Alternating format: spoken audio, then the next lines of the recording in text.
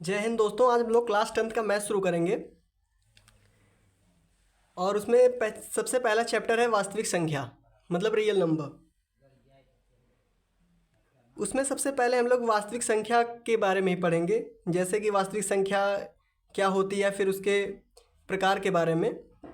उसके बाद अंकगणित की आधारभूत परिमेय पढ़ेंगे और उसके बाद अपरिमेय संख्याएं पढ़ेंगे, जो कि बहुत सबसे ज़्यादा इस चैप्टर में इम्पॉर्टेंट यही है, मतलब मोस्ट इम्पॉर्टेंट कह सकते हैं। इससे हर साल प्रश्न पूछा जाता है, चाहे वो 3 मार्क्स में पूछें या फिर 4 मार्क्स में पूछें। लेकिन चाहे जिस वर्ष हो, आप देखेंगे पुराना पेपर उठा के तो हर वर्ष में इस प्रकार का प्रश्न मिलेगा। अब जैसे वास्तविक संख्या के दोस्तों के अगर पार्ट की बात करें कि वास्तविक संख्या में किन संख्याओं का समूह है, तो सबसे पहले उसमें प्राकृतिक संख्या के बारे में पढ़ेंगे। प्राकृतिक संख्या क्या होती है? जैसे जनरल हम किसी चीज़ को गिनने के लिए या फिर कह सकते हैं कि काउंटिंग के लिए यूज़ करते हैं, तो प्राकृतिक संख्या 1 से लेकर 1 2 3 4 डॉट डॉट डॉट इनफाइनाइट तक होती है। और उसके बाद पूर्ण संख्या क्या होती है? 0 प्लस प्राकृतिक संख्या। 0 प्लस प्राकृतिक संख्या को ही हम पूर्ण संख्या कहते हैं। और पूर्णांक संख्या क्या होती है? जैसे अब 0 तक तो हो गया, 0 1 2 3 डॉट डॉट डॉट। अब उधर तो हो गया, लेकिन अब इस साइड अभी कुछ पता नहीं है, मतलब अभी तक किसी संख्या का वो नहीं है। तो कह सकते हैं कि -1 -2 -3, इस तरह की संख्याओं को हम पूर्णांक संख्या कहते हैं। मतलब 0 प्राकृतिक जो पूर्णांक संख्या होती है वो पूरी संख्या के पहले उसके आगे के निगेटिव टर्म को, मतलब ऋणात्मक संख्याओं का रूप होता है। उसके बाद परिमेय संख्या की बात करें, परिमेय संख्या क्या होती है?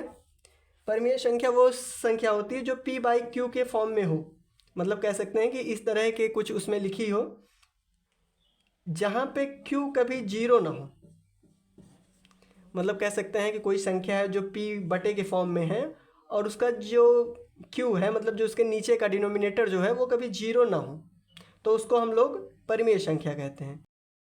दोस्तों अगर बात करें अपरिमेय संख्या क्या होती है, तो अपरिमेय संख्या वो संख्या होती है जो p/q के फॉर्म में हो, मतलब कह सकते हैं कि p/q के फॉर्म में हो और ये दोनों पूर्णांक ना हो।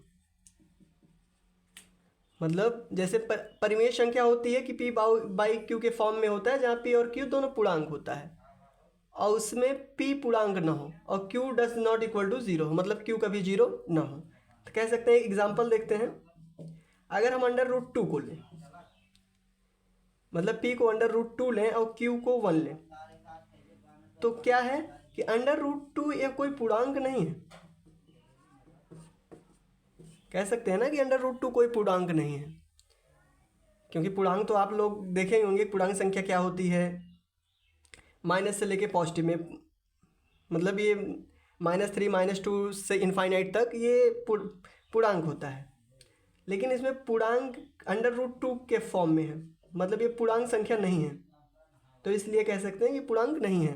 तो जो पूर्णांक नहीं होगा वो परिमेय संख्या तो होगी नहीं, तो इसी के लिए उसका दूसरा नाम दिया गया कि अपरिमेय संख्या है। दोस्तों इसमें दूसरे तरह का प्रश्न पूछा जाता है कि अंकगणित की आधारभूत प्रमेय। इसमें पहली प्रमेय क्या है कि प्रत्येक भाज्य संख्या को आभाज्य संख्याओं के एक गुणनफल के रूप में व्यक्त किया जाता है तथा एक गुणनखंडन अभाज्य गुणनखंडों के आने वाले क्रम को छोड़कर अद्वितीय होता है। तो इस प्रमेय में सबसे पहले हम लोग को भाज्य संख्या क्या होती है और अभाज्य संख्या क्या होती है, इसको जान लेना चाहिए कि भाज्य संख्या क्या होती है। जो एक और खुद के अलावा और भी संख्याओं से कट जाए, मतलब जैसे कि 4 है, 8 है, 10 है, ये खुद से तो कट रहे हैं, लेकिन खुद के अलावा भी ये 2 से भी, ये 2 से कट रहा है, ये भी 2 से कट रहा है, ये 2 से कट रहा है, फिर उसके बाद ये 5 से भी कटेगा, 4 से भी कटेगा। तो मतलब कह सकते हैं कि वो खुद को छोड़कर और एक को छोड़कर और भी संख्याओं से वो कट सकें। और अभाज्य संख्या क्या होती है? ये वो संख्या होती है जो या तो एक से कटेगी या तो खुद से कटेगी, उसके बाद ये किसी और से नहीं कटेगी। तो हमारा पहला प्रमेय यही कहता है कि प्रत्येक भाज्य संख्या को अभाज्य संख्याओं के एक गुणनफल के रूप में व्यक्त किया जा सकता है। कहने का मतलब है जैसे कोई एक भाज्य संख्या है 10 लेते हैं, तो इसको किसी अभाज्य संख्या के रूप में व्यक्त किए करते हैं। मतलब जब इसको अभाज्य संख्या का मतलब क्या है कि 2 × 5 इस रूप में व्यक्त कर सकते हैं। ये दोनों अभाज्य संख्या है, ये या तो एक से कटेगी या तो 2 से कटेगा, और ये किसी संख्या से कटेगा नहीं। 5 भी है, 1 से कटेगा या तो 5 कटेगा। थ्योरम यही कहता है किसी भाज्य संख्या को 2 या 2 से अधिक अभाज्य संख्याओं के रूप में हम व्यक्त कर सकते हैं। हमारा पहला प्रमेय यही है। अब दोस्तों दूसरा प्रमेय जो है वो क्या कहता है कि दो कोई संख्या है, जैसे हम कोई भी दो संख्या ले सकते हैं, ए और बी ले लेते हैं। तो कहता है कि इन दोनों संख्याओं का गुणनखंड मतलब गुणनफल या गुणनखंड a × b ये किसके बराबर होता है? HCF ऑफ ए बी का HCF of A B into LCM of A और बी। मतलब माशा ए बी का इंटू लाशा ए और बी का। दोस्तों हम लाशा और माशा कैसे निकालते हैं हम लोग देखेंगे। जैसे एक कोई संख्या लेते हैं, a इक्वल टू सपोज कर लेते हैं हम लोग 10 है और b इक्वल टू सपोज कर लेते हैं कि 20 है। तो सबसे पहले क्या करते हैं कि इन दोनों का हम लोग अभाज्य गुणनखंड निकालते हैं। अभाज्य गुणनखंड कैसे निकलेगा? 10 का निकालेंगे 2 से जाएगा, 5 आएगा, 5 से काटेंगे 1 आएगा। इसको कह सकते हैं कि 10 का अभाज्य गुणनखंड जो है क्या होता है 2 × 5 ये हो गया। और फिर इसी तरह 20 का निकालेंगे, इसका करेंगे 2 से जाएगा 10 आएगा, 2 से जाएगा 5 आएगा, 5 से काटेंगे 1 आएगा। तो इसका अभाज्य गुणनखंड क्या है 2 × 2 × 5 इक्वल टू 20। इसको हम लोग घात के उस फॉर्म में लिख लेते हैं कि मतलब घात के फॉर्म में ही लिखेंगे कि 2 की पावर 2 × 5 इक्वल टू 20। ये इसका गुणनखंड आ गया। तो अब लहशे और मैशे कैसे निकलता है? सबसे पहले लाशा निकालने के लिए लाशा कैसे निकलता है कि ये देखते हैं कि दोनों संख्याओं में सबसे बड़ी घात वाले संख्या मतलब सबसे बड़े नंबर की घात मतलब सबसे जो संख्याएं होती हैं दोनों में संख्या होती है, जैसे 2 है 5 है, मतलब जो उसका अभाज्य गुणनखंड अभाज्य संख्या है दोनों जो आई हैं उसमें उसकी सबसे बड़ी घात देखते हैं।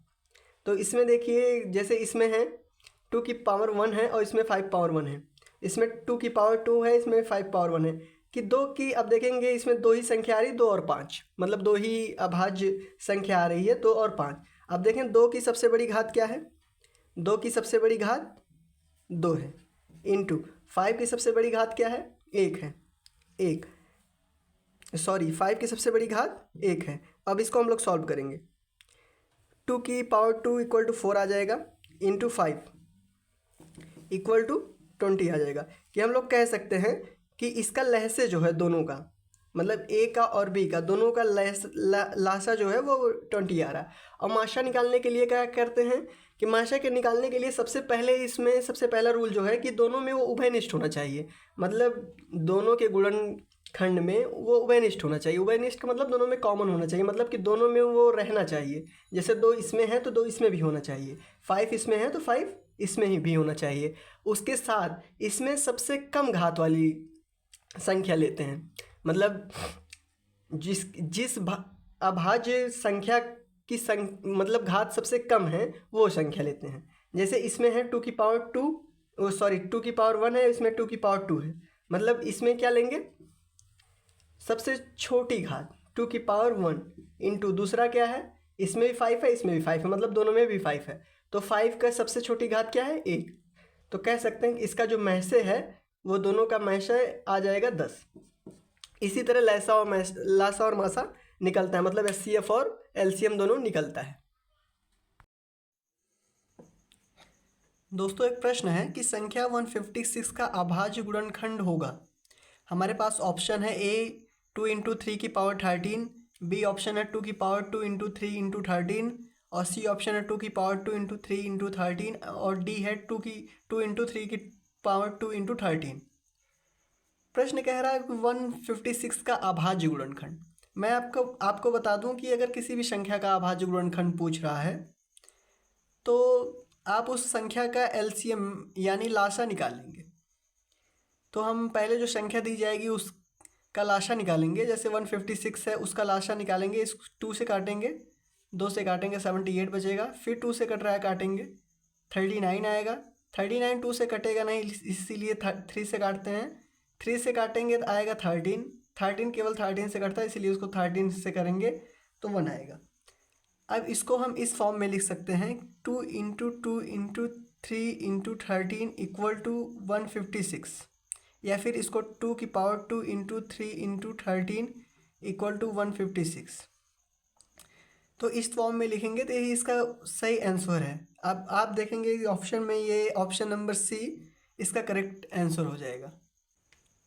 बच्चों एक दूसरा प्रश्न है, यदि 65 और 117 का HCF 65m-117 के रूप में व्यक्त करें तो m का मान क्या होगा। तो इस तरह के प्रश्न को हम लोग सॉल्व करने के लिए पहले 65 और 117 इन दोनों का HCF निकालेंगे। तो 65 और 17 का HCF निकालने के लिए हम लोग चाहे तो साथ में भी निकाल सकते हैं या फिर अलग अलग निकालते हैं, तो बेटर होगा कि अलग अलग निकालें। 65 का अगर LCM करें तो ये 3 से कटेगा नहीं, डायरेक्ट 5 से जाएगा, 13 आएगा, ये डायरेक्ट 13 से जाएगा तो 1 आएगा। इसी में 117 का करें, ये 3 से कटेगा, 3 3 = 9, 3 3 = 9 एंड 3 9 = 27, फिर 3 से काटते हैं तो 13 आएगा। अब 13 को 13 से काटेंगे तो जनरली HCF क्या होता है, ये अगर आप लोग कहेंगे इसके लिए मैं पर्टिकुलर वीडियो बना दूंगा। HCF वो फैक्टर होता है दोनों में सबसे छोटी घात हो और दोनों में सामान्य हो। मतलब कि कह सकते हैं कि अगर इसमें 13 है तो इसमें भी 13 होना चाहिए, तो जो दोनों में सामान्य हो वही उसका HCF होता है। तो प्रश्न कह रहा है कि 65m-117 के रूप में इन दोनों के HCF को व्यक्त करना है। तो इन दोनों का HCF 13 हो गया, तो कह सकते हैं कि 65m-117 = 13। इसको हम सॉल्व कर लेंगे। 65m इधर माइनस में उधर ले जाएंगे तो प्लस में हो जाएगा, = 13 + 117। 65m = 13 और 117 प्लस करेंगे तो कितना आएगा 130। m = 130/65m, सॉरी 65, इन दोनों को काटेंगे 2 आएगा। कह सकते हैं कि भी इसका सही आंसर हो जाएगा। अगर इसी तरह आपसे और भी इसी तरह प्रश्न पूछ सकता है, जैसे 65 के जगह कुछ और दे दिया या फिर 117 के जगह कुछ दे दिया या फिर ये इक्वेशन चेंज कर दिया, इस तरह के प्रश्न वो पूछेगा तो आप इसी तरह से उसको सॉल्व कर सकते हैं आसानी से। दोस्तों इसी तरह से तीसरा प्रश्न है कि किसी धनात्मक पूर्णांक p के लिए प्रत्येक धनात्मक विषम पूर्णांक का रूप होता है। हम लोग इस तरह के प्रश्न को करने के लिए क्या करते हैं कि सपोज कर लेते हैं p = 0 1 2 3 ... इनफाइनाइट तक। पहले हम इसको चेक करते हैं। प्रत्येक धनात्मक विषम संख्या क्या है, विषम मतलब जो कि डिविजिबल बाय 2 ना हो, मतलब ऐसी संख्या जो 2 से ना कटे।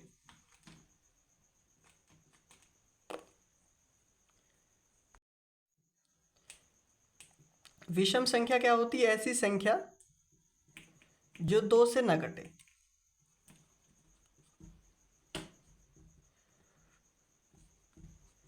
जो 2 से ना कटे ऐसी संख्या को हम विषम संख्या कहते हैं। और धनात्मक का क्या मतलब है कि उसके सामने प्लस होना चाहिए, मतलब कि माइनस नहीं होना, मतलब कि धनात्मक संख्या होनी चाहिए। वो ऋणात्मक संख्या नहीं होनी चाहिए।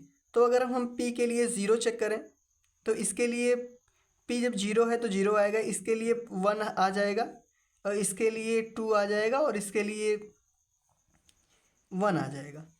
तो इसके लिए अगर इसमें चेक करें इस पर्टिकुलर 0 के लिए तो ये धनात्मक संख्या नहीं हो सकती है। ये धनात्मक संख्या तो है लेकिन धनात्मक भी है, विषम है, इसको हम रख सकते हैं। ये संख्या धनात्मक तो है लेकिन विषम नहीं है, ये संख्या समपूर्णांक संख्या है, तो इसीलिए ये ऑप्शन गलत हो गया, ये भी ऑप्शन गलत हो गया। बचे ये दो, ये दोनों विषम संख्या है और धनात्मक भी हैं। तो इसमें कहा है प्रत्येक संख्या के लिए, तो हम p = 1 पे चेक करते हैं। p = 1 पे चेक करेंगे तो ये p + 1 2 आ जाएगा, और अगर इसके लिए चेक करते हैं तो 2 1 + 1 ये 3 आ जाएगा। मतलब कह सकते हैं कि ये भी गलत है क्योंकि ये भी हमारे पास समपूर्णांक संख्या आ गई, तो इसीलिए ऑप्शन नंबर डी सही है, यही हमारा आंसर हो जाएगा। दोस्तों एक दूसरा प्रश्न है कि किसी धनात्मक पूर्णांक q के लिए, किसी धनात्मक पूर्णांक q के लिए प्रत्येक धनात्मक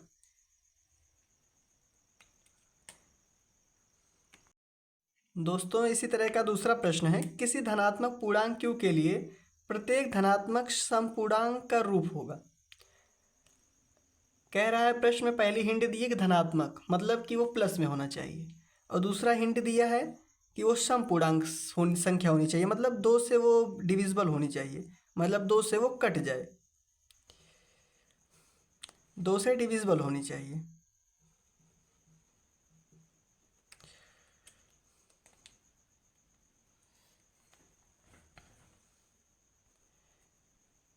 वो 2 से मतलब 2 से कट जानी चाहिए। ऐसी संख्या जो 2 से कट जाए उसे हम समपूर्णांक संख्या कहते हैं, और वो धनात्मक संख्या भी होनी चाहिए। हम लोग वही प्रीवियस प्रोसेस की तरह कि मतलब यहाँ q है तो q को मान लेते हैं q = 0 1 2 3 डैश डैश डैश। अगर q के लिए हम 0 पे करें तो ये -1 आ जाएगा, -1 आ जाएगा, और अगर इसको 0 के लिए करें तो +1 आएगा, इसको 0 के लिए करें तो 0 आएगा, इसको 0 के लिए करें तो +1 आ जाएगा।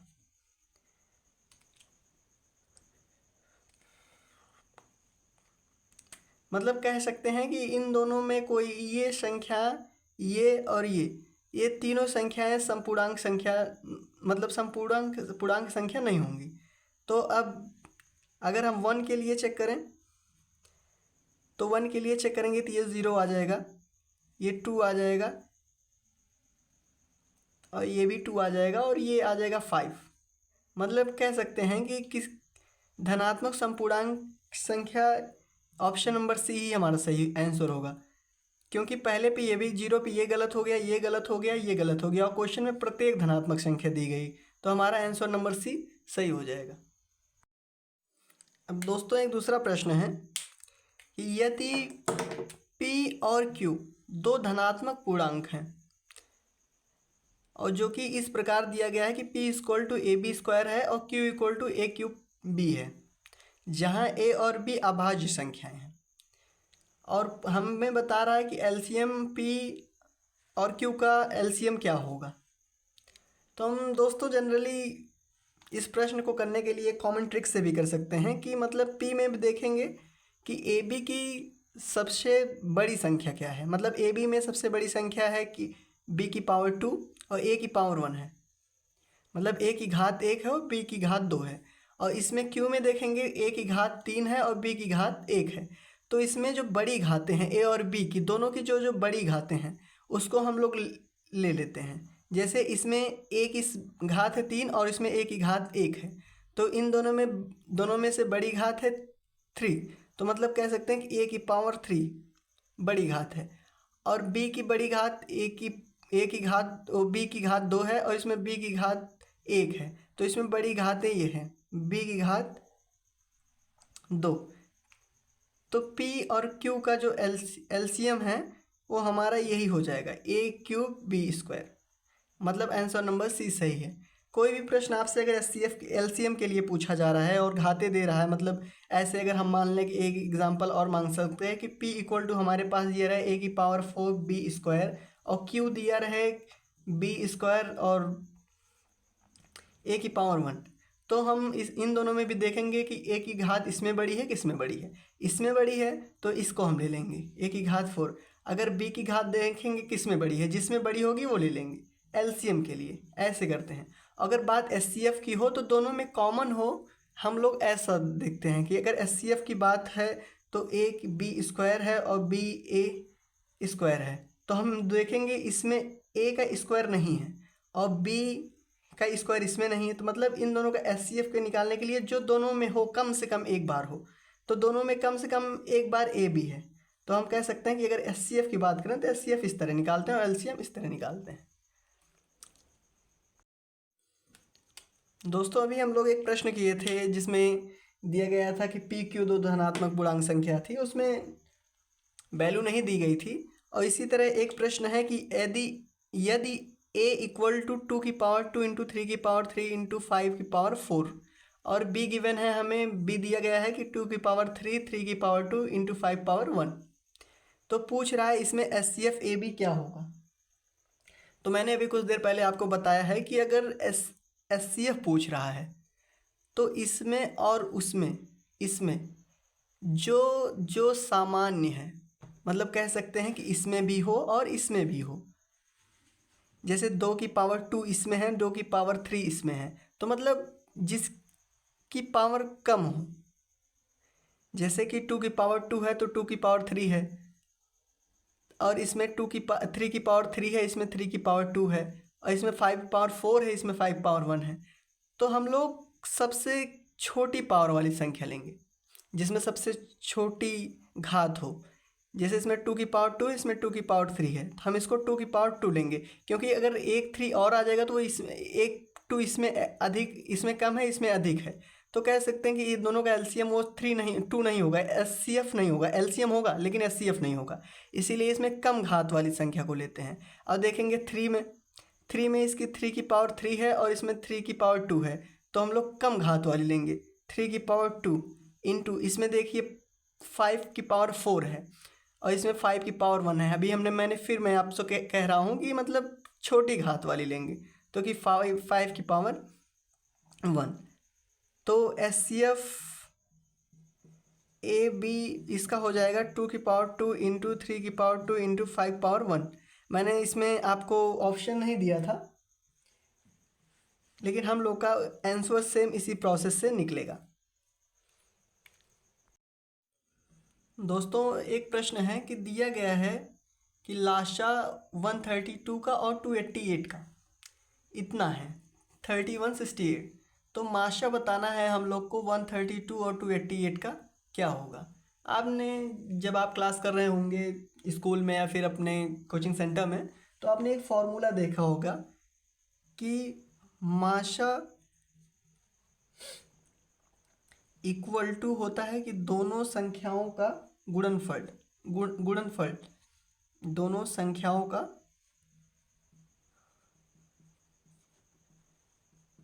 गुणनफल बाई संख्याओं का लाशा, संख्याओं का लाशा। हमसे माशा पूछा है ना, तो संख्याओं का लाशा होगा, अगर लाशा पूछता तो संख्याओं का माशा होता। दोनों संख्याओं का गुणनफल क्या होगा, दोनों संख्या क्या है, ए है ए बी है, मतलब ये दोनों संख्या है। माशा निकालने के लिए 132 इंटू 288 बाई संख्याओं का लाशा कितना दिया है हमें 3168, तो इसी को सॉल्व करेंगे हम, तो इसको 2 से काटते हैं,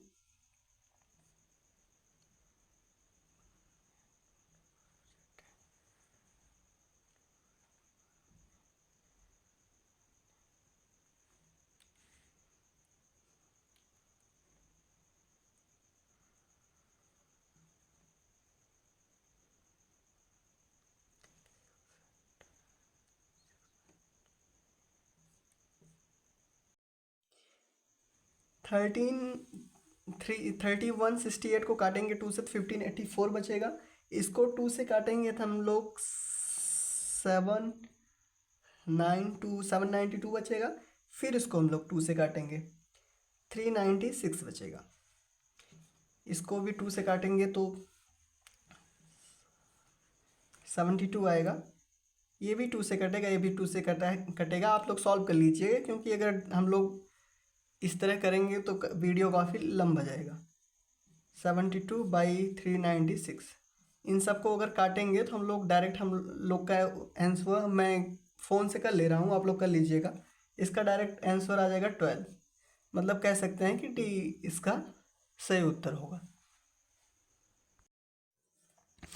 दोस्तों, इस प्रश्न में पूछा गया है कि कौन सी सह अभाज्य संख्याओं का युग्म है। मतलब सह अभाज्य संख्या का एक युग्म है। मतलब कह सकते हैं कि सह अभाज्य संख्या का इसमें इन चारों में कौन सा एक युग्म है। तो आपको सबसे पहले ये जानना होगा कि सह अभाज्य संख्या होती क्या है। तो सह अभाज्य संख्या वो होती है जिन दो संख्याओं का HCF, जैसे दो संख्या A और B है, उन दोनों का HCF 1 हो तो हम उसे कहते हैं कि वो सह अभाज्य संख्या है। तो अब इन सब का हम लोग HCF निकाल के देखते हैं। 14 सबसे पहले हम 14 और 35 का निकालेंगे।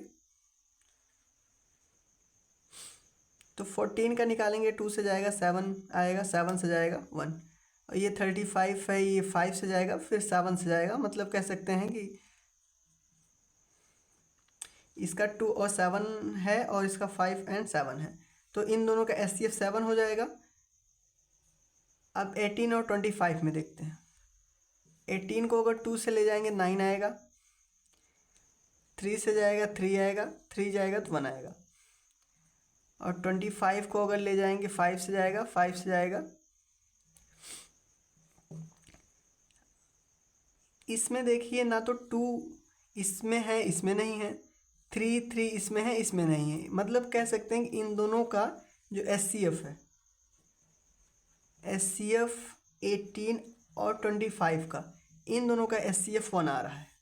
तो मतलब सह अभाज्य संख्या जो है इसमें ऑप्शन नंबर B है, 18 25 का। अगर आप चाहें तो इन दोनों का भी चेक कर लीजिएगा, लेकिन अगर हमारा आंसर आ गया इसी पे तो कह सकते हैं कि आंसर नंबर B सही है।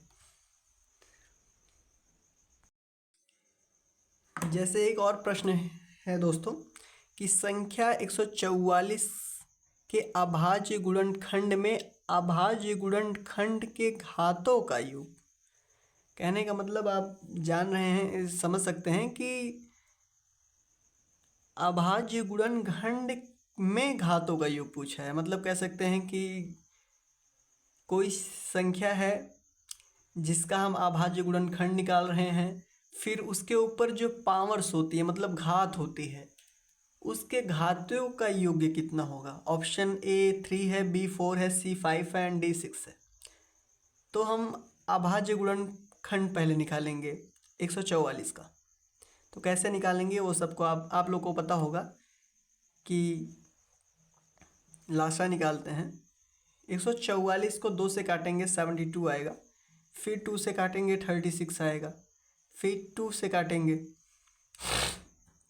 36 2 से काटेंगे तो आएगा 18 2 से काटेंगे 9 आएगा, 9 2 से कटेगा नहीं, 3 से काटेंगे 3 आएगा, 3 से काटेंगे। हम इसको इस फॉर्म में लिख सकते हैं, आप पहले भी जानते होंगे, 2 into 2 into 2 into 2 into 3 into 3 equal to 144। ये 4 टाइम्स है, मतलब कह सकते हैं कि 2 की घात 4 इंटू 3 की घात 2। हमसे कह रहा है कि घातों का योग, मतलब घातों का, घात जो उसकी पावर होती है, तो उसका योग 4 + 2, दोनों को जोड़ेंगे तो 6 आएगा। तो आपसे इसी तरह के और भी प्रश्न बोर्ड एग्जाम में पूछ सकता है। हालांकि ये प्रश्न 2022 और 23 में पूछा भी गया है। तो फिर कभी इस तरह का प्रश्न आएगा तो आप सीधे यही काम करिए। अगर घातों का योग पूछा है या फिर सब्ट्रैक्शन पूछेगा, कुछ भी पूछेगा तो वो इसी तरह सॉल्व कर लीजिएगा। तो इसका सही आंसर नंबर डी हो जाएगा। जैसे 2 नंबर में जो प्रश्न पूछे जाते हैं जो शॉर्ट कैटेगरी में आते हैं, जैसे कि मतलब है कि अति लघु उत्तरीय प्रश्न के बारे में आते हैं। तो जैसे इसमें एक प्रश्न है कि संख्या 672 और 120 का अभाज्य गुणनखंड विधि द्वारा एचसीएफ और एलसीएम ज्ञात कीजिए। इसमें पहला दे रखा है, मतलब पहला हिंट कि अभाज्य गुणनखंड विधि से निकालना है। और क्या निकालना है? एचसीएफ और एलसीएम, लासा और मासा। एनसीईआरटी का प्रश्न है और 2019 में पूछा भी गया है।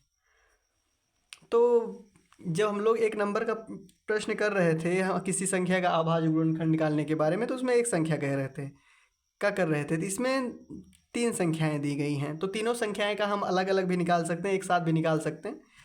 तो हम लोग अपनी सुविधा के लिए अलग अलग निकालते हैं। जैसे 6 का अभाज्य गुणनखंड क्या होगा? 6 2 से कटेगा, 3 आएगा, ये 3 से कटेगा तो 1 आएगा। मतलब 6 का अभाज्य गुणनखंड 2 × 3। फिर उसी तरह 72 का भी निकाल लेंगे। इसका निकालेंगे, 72 2 से कटेगा, 36 आएगा। फिर ये 2 से कटेगा, 18 आएगा। फिर 2 से कटेगा, 9 आएगा। 9 2 से कटेगा नहीं, 3 से काटेंगे। फिर 3 आएगा, 3 1। कह सकते हैं 72 का अभाज्य गुणनखंड जो है वो आ जाएगा 2 × 2 × 2 × 3 × 3। इसको ऐसे भी लिख सकते हैं 2 की घात 3 × 3 × 3 की घात 2। इसी प्रोसेस से हम 120 का भी निकालेंगे। 120 का निकालेंगे, 120 2 से कटेगा, 60 आएगा। फिर 2 से कटेगा, 30 आएगा। फिर 2 से कटेगा, 15 आएगा। 15 2 से कटेगा नहीं, 3 से काटेंगे, 5 आएगा। 5 से काटेंगे, 1 आएगा। हमें कह रहा है इन तीनों संख्याओं का, इसका हम लोग इसका भी गुणनखंड लिख देते हैं। 2 की पावर 3 × 3 × 5 = 120।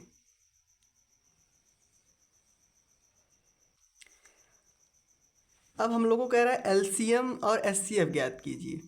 मैंने आपको पिछले प्रश्नों में भी बताया है कि एचसीएफ क्या होता है और एलसीएम क्या होता है। अगर हम एचसीएफ की बात करें तो एचसीएफ में वो सब में कॉमन हो, मतलब कह सकते हैं कि सब में कॉमन की हिंदी उभयनिष्ठ होती है। तो मतलब कह सकते हैं कि सब में उभयनिष्ठ हो, मतलब वो कम से कम सब में हो और वो सबसे कम घात की हो। कहने का मतलब है कि उभयनिष्ठ भी हो, सब में हो और उसकी घात सबसे कम हो, मतलब सबसे छोटी घात वाला अभाज्य गुणनखंड का उभयनिष्ठ लेना है। तो इसमें देख सकते हैं 2 है, 2 की घात 1 है, 3 की घात 1 है, मतलब छोटी छोटी घातें हैं। फिर इसमें देखते हैं 2 की घात 3 है, तो छोटी ही लेना है, 2 की घात 1 ही लेना है। 3 की घात इसमें 1 है, इसमें भी 3 की घात 1 है। तो मतलब एचसीएफ के लिए लिख सकते हैं 2 की सबसे छोटी घात क्या है? 1। और 3 की सबसे छोटी घात क्या है? 1। और 5 की सबसे छोटी घात, इसमें 5 तो है लेकिन इसमें नहीं है, इसमें 5 नहीं है।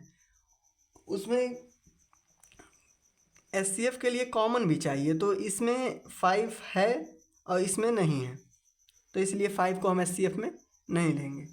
तो इसका एचसीएफ जो है एचसीएफ हो जाएगा 2 × 3 = 6। और एलसीएम के लिए क्या करते हैं? एलसीएम के लिए सबसे बड़ी घात लेते हैं। उसमें ये ज़रूरी नहीं है कि उभयनिष्ठ होगा या नहीं होगा। जितने भी डिजिट आएंगे, जैसे 2 आ रहा है, 3 आ रहा है, 4 आ रहा है, 5 रहा है, सबकी बड़ी घात लेंगे। तो जैसे इसमें इन तीनों में 2 की सबसे बड़ी घात क्या है? 3। तो 2 की सबसे बड़ी घात 3 है। तो 2 की सबसे बड़ी घात 3 को हम यहाँ पे लिखेंगे। फिर उसके बाद देखेंगे तीनों में 3 की सबसे बड़ी घात क्या है। तो 3 की सबसे बड़ी घात इसमें देखिए आप 3 की घात 2 है। फिर उसके बाद इसमें 3 इसमें हो गया, इसमें हो गया। उसके बाद 5 देखेंगे, 5 इसमें है, इन दोनों में नहीं है। लेकिन एलसीएम में ये ज़रूरी नहीं है कि सब में कॉमन हो, किसी एक में भी होगा तो लिखा लेंगे हम उसको। तो इसमें 5 की घात 1, तो इनको सॉल्व कर लेंगे।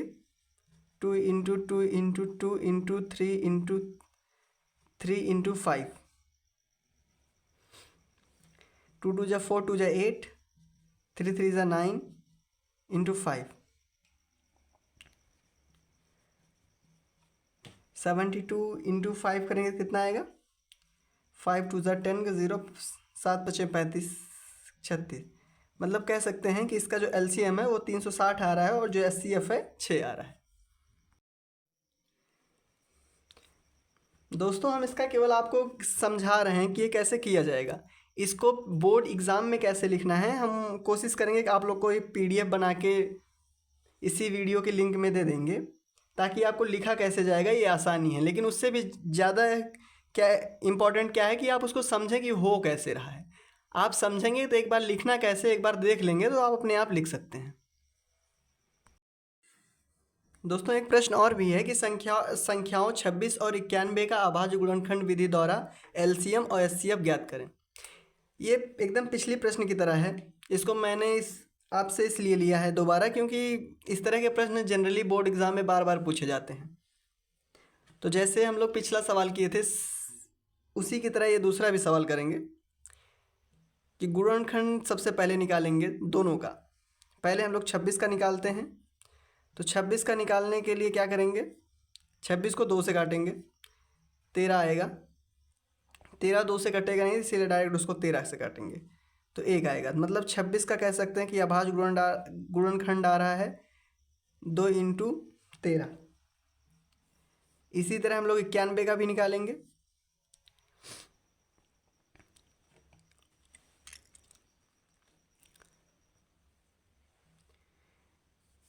ये 91 है, 91 ना 2 से भी नहीं कटेगा, ये 3 से भी नहीं कटेगा, 4 से भी नहीं कटेगा, 5 से भी नहीं कटेगा, 6 से भी नहीं कटेगा। इसको 7 से काटते हैं। 7 से काटेंगे तो कितना आएगा? 7 1 जा 7, 7 3 जा 21। तो इसको डायरेक्ट 13 से काटेंगे तो 1 आएगा। तो इसको कह सकते हैं कि इसका अभाज्य गुणनखंड क्या होगा? 7 इंटू 13 इक्वल टू 91। हम लोग ने एचसीएफ के लिए पिछले प्रश्न में क्या किया था कि मतलब इन दोनों अभाज्य गुणनखंडों में उभयनिष्ठ संख्या कौन सी है, मतलब कह सकते हैं कि कॉमन संख्या कौन सी है और जिसकी सबसे छोटी घात हो। तो दोनों में उभयनिष्ठ भी होना चाहिए, मतलब कॉमन भी होना चाहिए, और उनकी घातें सबसे कम हों, सबसे छोटी घातों की हों। तो 2 इसमें तो है लेकिन इसमें नहीं है, और 7 इसमें तो है लेकिन इसमें नहीं है। तो मतलब कह सकते हैं कि 2 और 7 दोनों में उभयनिष्ठ नहीं है। 13 इसमें है, इसमें भी है, तो कह सकते हैं कि दोनों में 13 उभयनिष्ठ मतलब कॉमन है। और देखते हैं 13 की पावर यहाँ भी 1 है, वहाँ यहाँ भी 1 है, तो सबसे कम घात वाली लेनी है, मतलब सबसे कम पावर वाली लेनी है। तो दोनों में 1 है इसीलिए 13 ले लेंगे। तो इसका एचसीएफ 13 हो जाएगा दोनों का। एलसीएम निकालने के लिए क्या करते हैं कि इन दोनों संख्याओं में जो सबसे बड़ी घात वाला हो, और सब में दोनों में ये जरूरी नहीं कि इसमें एचसीएफ लेने के लिए कॉमन हो, सबसे बड़ी घातों का संख्या इसमें हमको लेनी है। तो 26 में इसमें से आ जाएगा 2 की पावर 1 है, 7 की पावर 1 है, मतलब सब में से पूरा कॉमन होगा। जो सबसे बड़ी घात होगा 2 इंटू 13 इंटू 7। तो कह सकते हैं कि इसका एलसीएम कितना आ रहा है?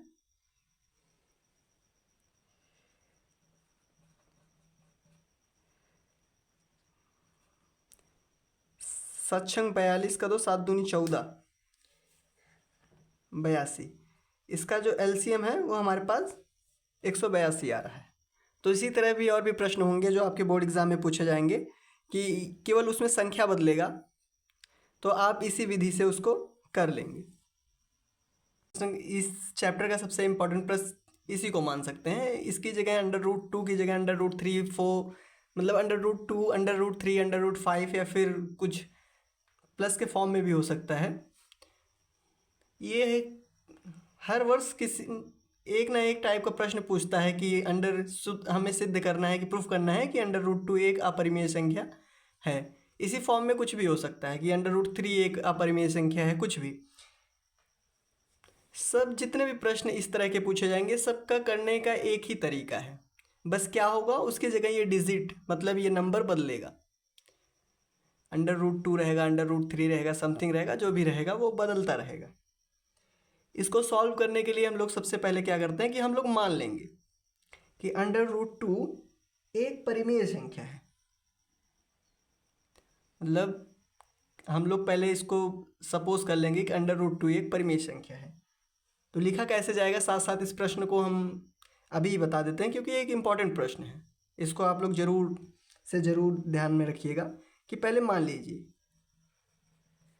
माना √2 एक परिमेय संख्या है।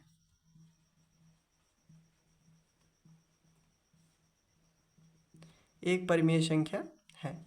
हमारा पहला स्टेप यही है, मतलब कह सकते हैं कि ये स्टेप 1 है हम लोग का, कि सबसे पहले मान लेना है कि जो भी संख्या दी रहेगी वो एक परिमेय संख्या है। दूसरे स्टेप में क्या करना है कि √2 या जो भी हो उसको हम लोग दिखाएंगे इक्वल टू a/b के बराबर। समझ में आ रहा है आप लोग को ना, कि मतलब मानेंगे कि माना ये इतना परिमेय संख्या और हम लोग इसको a/b के बराबर दिखाएंगे, जहाँ a और b दोनों सह-अभाज्य संख्याएं हैं। सह-अभाज्य संख्याएं हैं।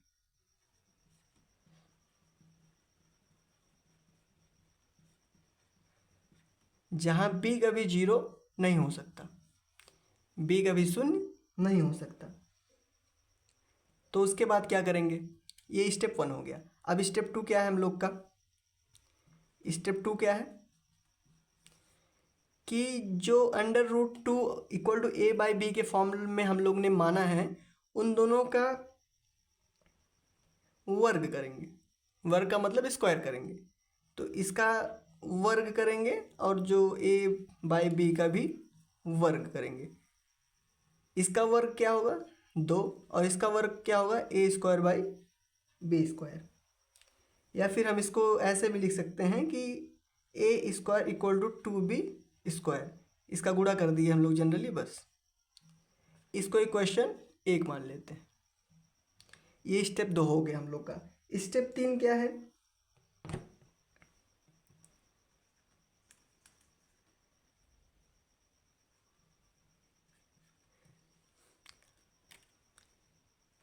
स्टेप 3 करने के लिए हम लोग कुछ डेटा इसमें से इरेज करना पड़ेगा क्योंकि आएगा नहीं नीचे। फिर भी हम लोग कोशिश करते हैं कि स्टेप 3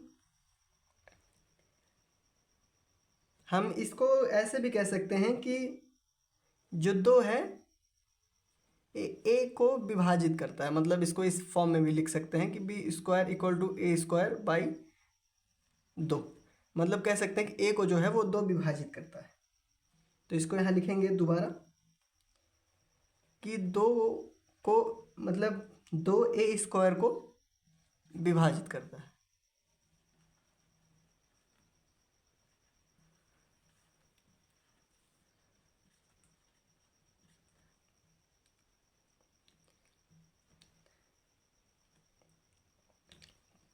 फिर हम दोबारा एक सपोज करेंगे, तब हम a इक्वल टू 2m हम लोग इसको मानेंगे। मतलब जहाँ पे m क्या है, कोई पूर्णांक है।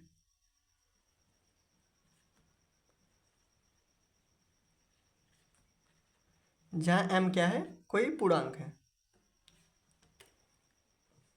इतना कर सकते हैं।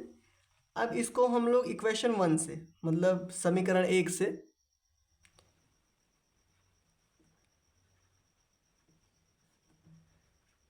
समीकरण 1 से क्या करेंगे, a इक्वल टू 2m रखेंगे। एक की जगह इसी मतलब a इक्वल टू 2m इसमें रखेंगे।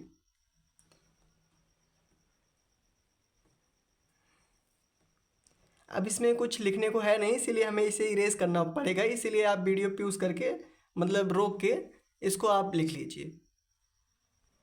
अब क्या करेंगे, इसी इक्वेशन में a equal to 2m put up करेंगे, मतलब a की जगह 2m लिख के करेंगे। 2b² इक्वल टू a की जगह क्या लिखेंगे, 2m का whole square. 2b² equal to 4m²। 2 से 2 कैंसिल होगा, b² equal to 2m²। b² by 2 equal to m²। यहाँ से हम कह सकते हैं कि b जो है वो 2 से विभाजित हो रहा है। b 2 से विभाजित हो रहा है।